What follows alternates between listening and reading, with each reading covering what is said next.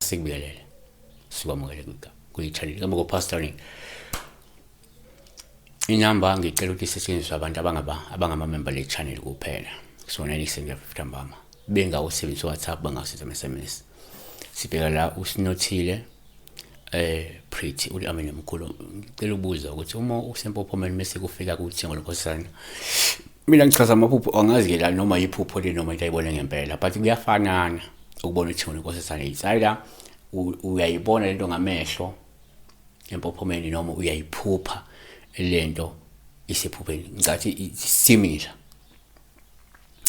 Yini uThengo leNkosazana? uThengo leNkosazana it's a rainbow, umushi wenkosazana. It depends ukuthi ubiza kanjani. I-rainbow ivela after the rainfall, ivela empophomeni most of the times, yabo. So ingavela noma bikanjani ngendlela engavela ngayo, depend kulowo muntu lokuthi imoya emembethe isima kanjani nembiko efuna ifike kuye isima kanjani. Number 1, ngokujwayelekile uma ngenzeka uphuphe la uThengo lwenkosazana, singathela njengoPaul uhluma ukuthi uyanibona lo Thengo, ngoba lo ngasho ukuthi kungenzeka wena kungumuntu ofanele ulindele ushintsho oluhle oluzokwenza ngcono impilo yakho. Futhi ke kungenzeka ulibona lolu Thengo nje kade uqada ungena ukuzihlambulula kuleyo mpophoma, mhlawumbe in real time uqeda ukuzihlambulula kwempophoma, hawu nalo Thengo lenkosazana. Therefore lento yakho ukuthi kunoshintsho oluhle oluzokwenzeka phezulu impilo yakho. Kungenzeka lezi idalo zakho ziyakuthokozela lokho kwenzile, ziyakwamukela okwenzile, kanti zivakashele zizoqinisekisa, zizoconfirm ukuthi indeed what you have done, it will give you better results, yabo. Number 2, kwesinye isikhathi uma uphula uThengo lenkosazana kuwuphawu luhle uma ulibona.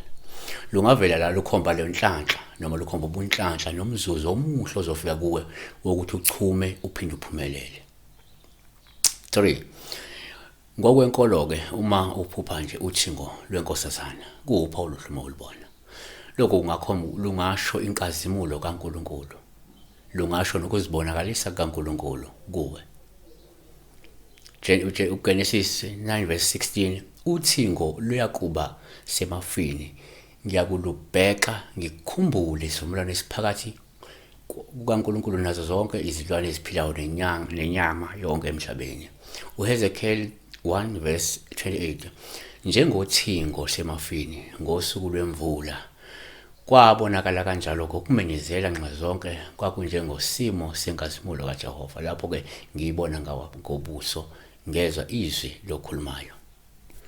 4, ngokwesintu uma uphupha la uThengo lenkosazana kuwuphawu luhle futhi uma ulibona lungakhomba ukusondela kwesidalwa kuwe, kakhulukazi kungaba isithunywa esikwesiphakama uma ukuthi nomuntu kamoya.